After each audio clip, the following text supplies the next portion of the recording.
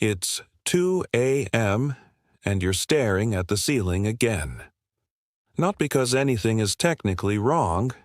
The day was fine. Normal, even. But your mind has quietly opened a door you didn't ask it to open.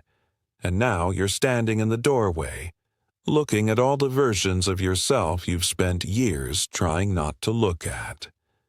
The moment you snapped at someone you love, over nothing, over something that wasn't even about them. The way you shrank in that meeting, again, when you know you had something worth saying. The pattern. You know the one. The one you swore, this time, you'd finally break. And didn't. And underneath all of it, that quiet, familiar flinch. That tightening in your chest when someone gets a little too close to a truth about you. A comment, a joke, a look, something small, and suddenly you're 12 years old again, or 6, or some age you don't even remember, just reacting. You've probably called this self-sabotage, or anxiety, or just how I am. But Carl Jung, one of the most quietly revolutionary minds in psychology, said something that reframes all of it. He said, "Until you make the unconscious conscious, it will direct your life, and you will call it fate." In other words, the part of you that you hate the most, the part you've spent your whole life avoiding, ignoring, or trying to outrun, isn't gone. It's driving. If any of this feels a little too familiar, the flinch, the pattern, the 2 a.m. spiral, I want you to know something before we go any further. You are not broken, and you are not alone in this. And I want to make you a promise. By the end of this video, you're going to understand exactly which part of you has quietly been in the driver's seat all this time. Not in a shameful way, in a freeing one. But stay with me until the end, because there's a question I'm going to ask you, a simple one, that most people cannot answer the first time they hear it. Once you can answer it, though, everything shifts. Let's start by understanding what Jung actually meant by that hidden part of you, the part psychologists call the shadow dot. Let quote E.S. slow down for a moment. Before we go any deeper into feeling, let's understand, gently, what's actually happening underneath it.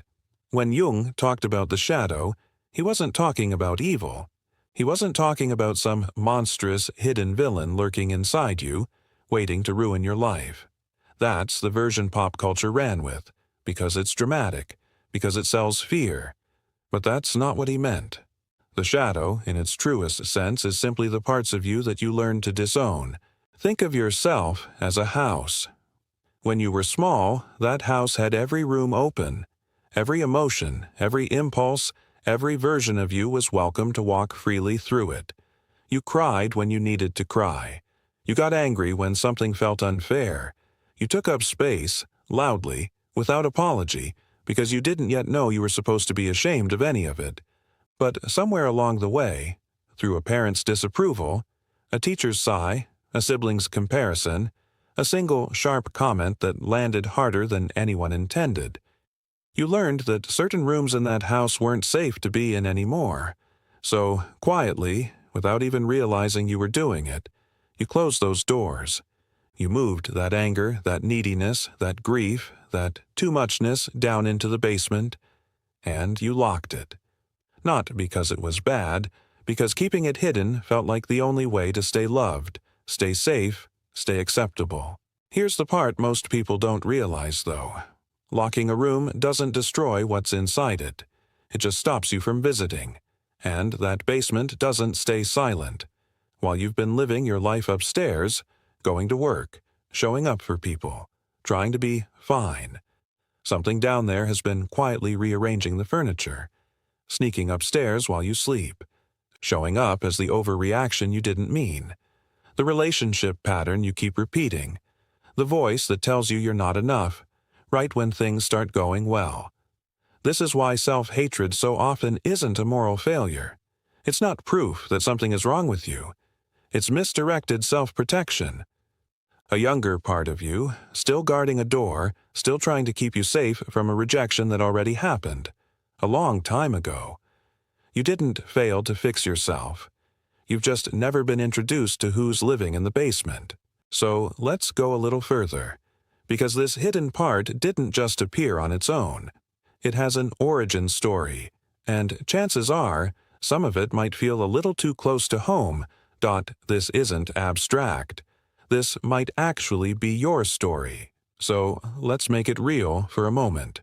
Picture a child, maybe 5, maybe 7, who falls, or gets left out, or simply feels overwhelmed by something too big for their small body to hold. And they cry. Not manipulatively, not dramatically. Just honestly, the way children do, because crying is the only language they have for "this hurts." And an adult, tired or stressed or simply repeating what was done to them, says, "Stop being so dramatic." Or, "You're fine, get up." Or, maybe nothing is even said out loud, just a look, a sigh, a subtle withdrawal of warmth. And in that moment, something quiet and permanent happens. The child doesn't think, "My needs are valid, but this adult is having a hard time." They think, because this is how young minds protect themselves. Needing things is dangerous. Crying makes people leave. I have to handle this alone. So they do the only thing they can. They banish it. That crying, needing, soft part of them gets sent to the basement, and in its place a new part is built. A mask. Maybe it's the easygoing one who never complains. Maybe it's the strong one who takes care of everyone else instead. Maybe it's the one who gets it right the first time, every time, because being wrong once felt unbearable. And here's the thing about masks. They work for a while. They get us love, approval, safety. So we keep building them, layer after layer, well into adulthood. But the part underneath the mask doesn't disappear just because we stopped visiting it. It goes quiet. And then it goes underground. And from there, it starts running the show in ways we don't recognize as itself. That needy child, exiled long ago, might show up now as the adult who overgives in relationships, terrified of ever being too much again.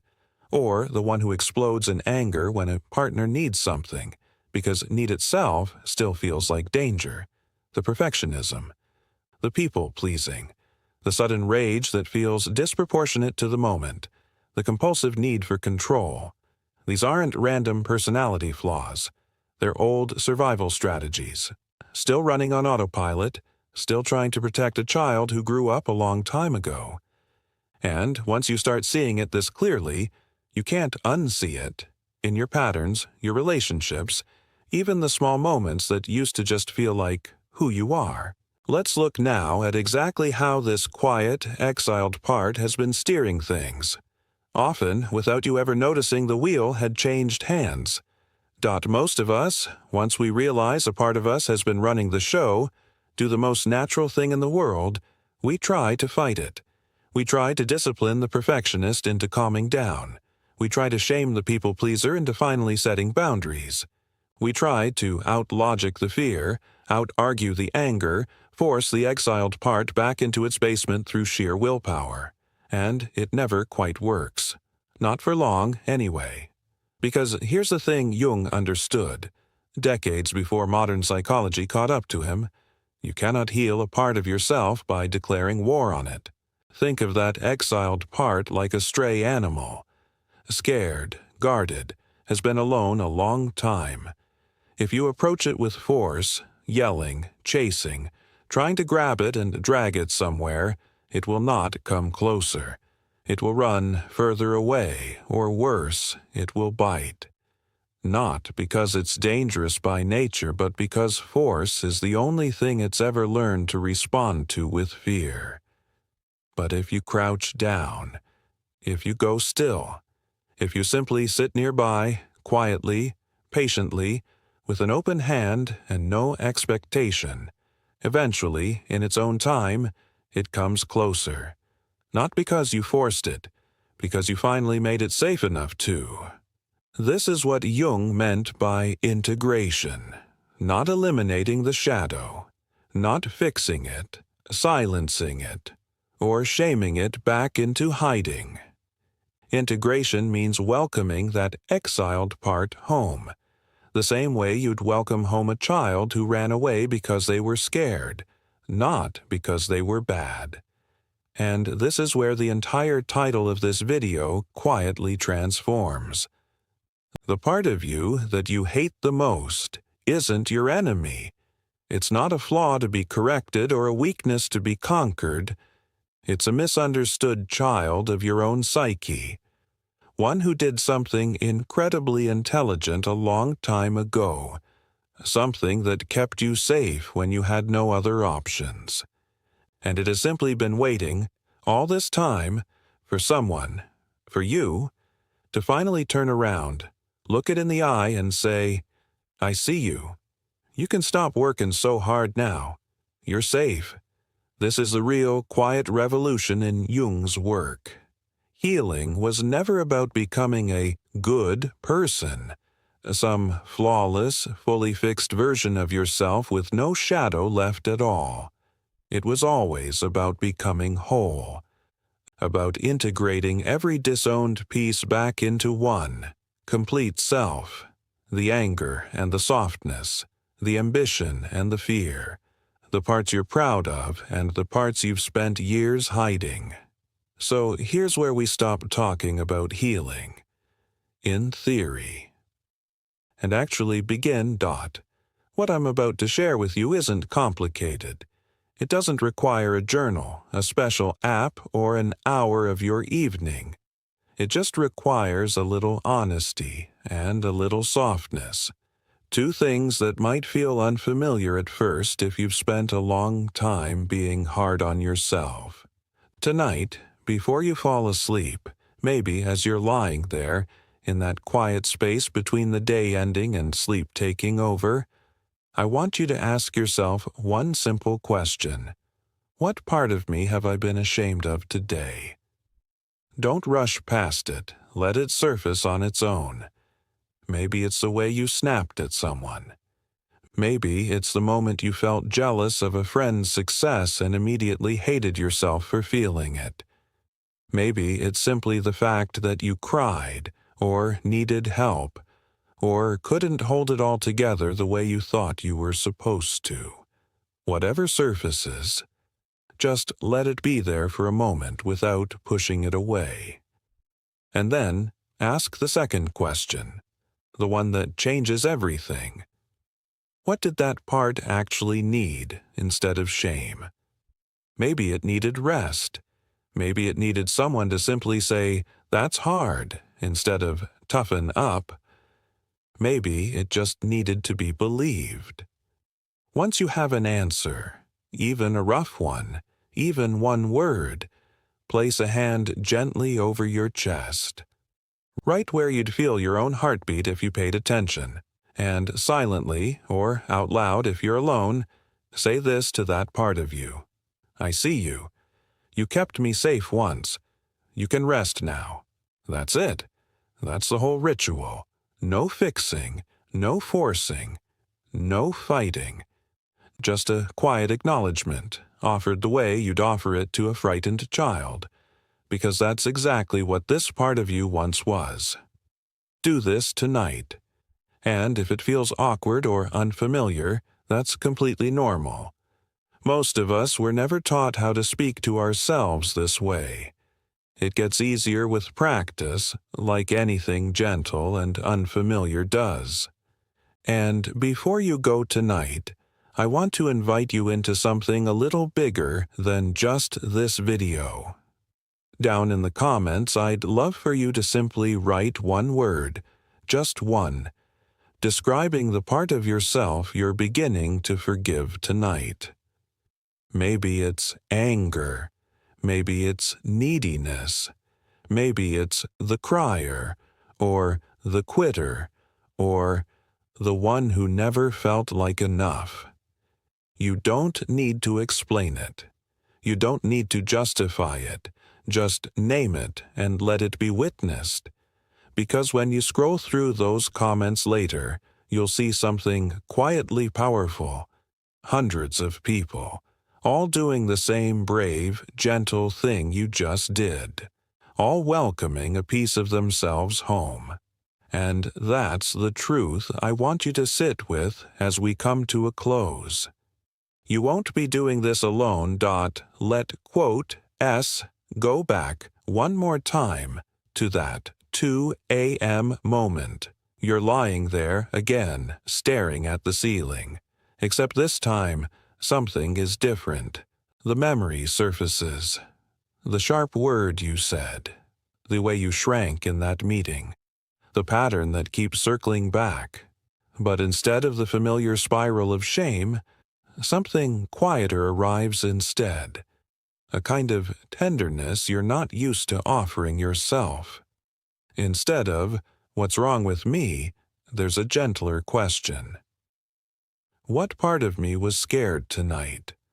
What was it trying to protect? And instead of lying awake at war with yourself, you place a hand over your chest and you let yourself be met. By you, fully. Even the parts you spent years trying not to look at. This is what it actually looks like to stop hating yourself. Not some dramatic overnight transformation into a flawless, endlessly calm person who never reacts, never struggles, never has a hard night. That was never the goal, and it was never realistic. It's smaller than that, and so much more sustainable. It's a slight pause before the old reaction, a little less internal war.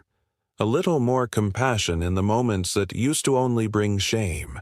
Slowly, quietly, you stop being at odds with yourself and start becoming, simply, whole. Jung left us with a truth worth carrying long after this video ends. What we make conscious, we begin to hold with choice. What we leave hidden in the dark keeps quietly steering us, and we call it just my personality. Or bad luck, or fate, never realizing it was ours all along, waiting patiently to be seen.